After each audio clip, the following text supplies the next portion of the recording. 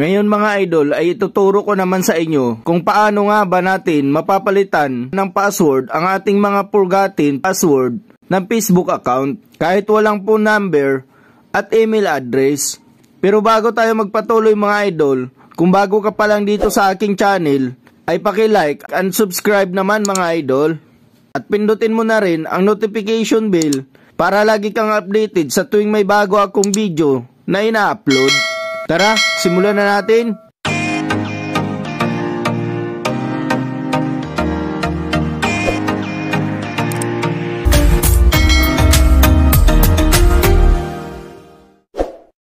Para palitan ang ating nakalimutang password sa Facebook, dito sa ating profile, pindutin lang natin itong tatlong linya dito sa upper right corner at hanapin ang settings and privacy. Then click settings. Click lang natin itong account center. Then select password and security. At makikita natin itong change password. Click lang natin ito mga idol. I-click mo lang ang iyong Facebook account. At dito, para mapalitan ang password ay kailangan ilagay ang current password.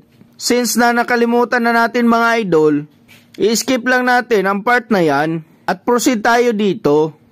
At dito mga idol, pindutin natin itong forgotten your password.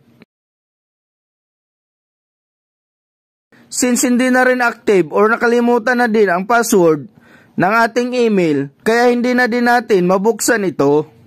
Para makatanggap o makakuha tayo ng code to log in, select natin itong send code via Facebook notification, then click continue. At dito mga idol, segundo pa lang ay may matatanggap kaagad kayong notification sa iyong Facebook. Ang 6-digit code na ilalagay natin dito. Click nyo lang itong continue.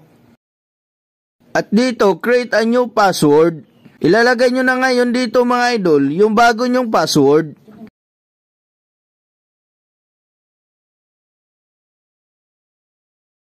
At i-check nyo lang itong log me out of Facebook everywhere my account might be open. Then click next mga idol. At pag ganito po ang lumabas mga idol, itry nyo lang po ulit. I-back lang natin mga idol. Hanggang sa mabalik tayo ulit dito sa change password. Click ulit natin itong forgotten your password.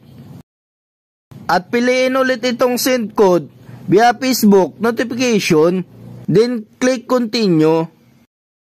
May marireceive ulit tayong 6-digit code sa ating notification. I-input lang ulit natin dito. Then click continue. Ilagay ulit ang bagong password. This time mga idol, wag nyo na pong i-click itong log me out of Facebook. Diretso na pong pindutin itong next. At automatic mga idol, babalik sa homepage nyo ang iyong Facebook account. Ibig sabihin po nun ay successful na ang iyong pag-change password. Para ma-sure natin kung napalitan na nga ang ating password, try natin i-log out mga idol. Then i-log in po ulit natin. Click natin itong login to another account. Then ilagay nyo dito yung username or mobile number nyo. At ang bagong gawa o pinalit nyong password. Then click login.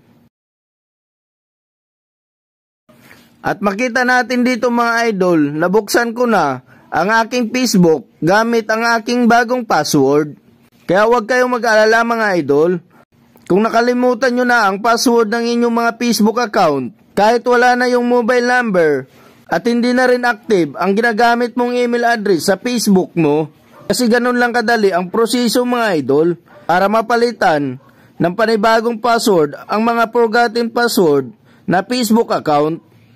Kaya kung may natutunan ka ngayon sa aking video mga idol, at kung nakatulong ito sa'yo, paki-like and subscribe naman sa aking channel mga idol. Salamat sa panunood.